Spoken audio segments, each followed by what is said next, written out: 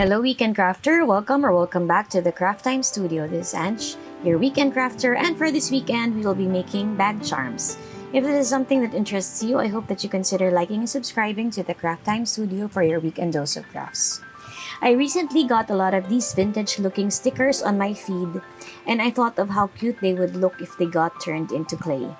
They are also so simple to make as I only needed to use this oval cutter. First, I flattened my clay into the number 6 setting on my ruler. Then I punched out the oval shape. Next, I got a jump ring and pressed this onto the clay. I placed some liquid clay on it to secure it.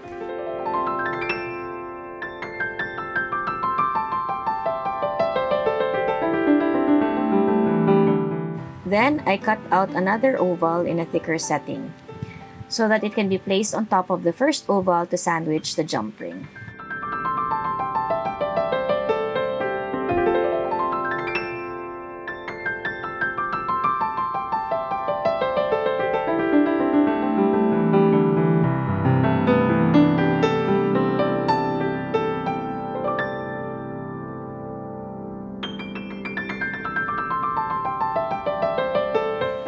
Next, I get my extruder to make a thin, even snake. This will go around the oval. I also placed some liquid clay around to secure the snake. I used a tissue blade to cut off any excess clay.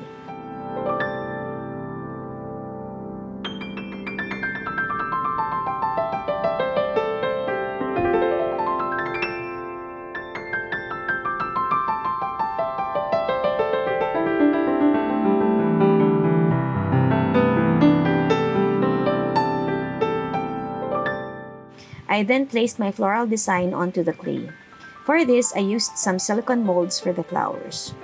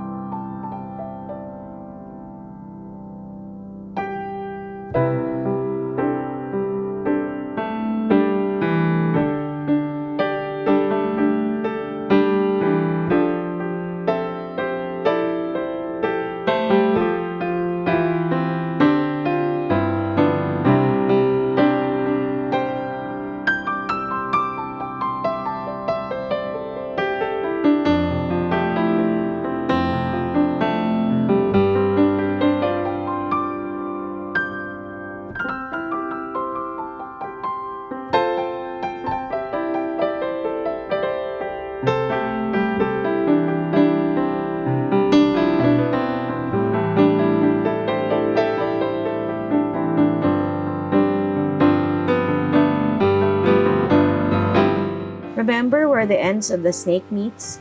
I hide that break using a small clay ribbon.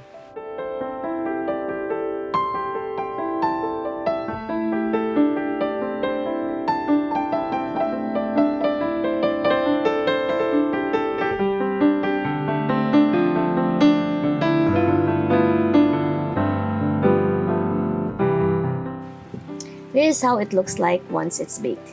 You can add another jump ring to it to attach it to whatever.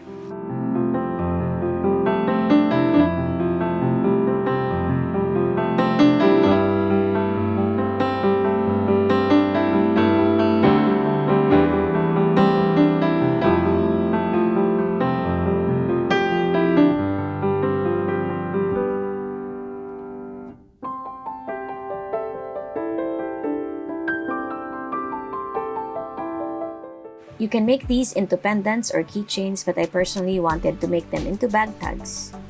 Inspiration really is everywhere, and I'm glad to have come across those stickers because they've inspired me to make so many of these. I hope that you enjoyed watching. Have a crafty weekend. Bye!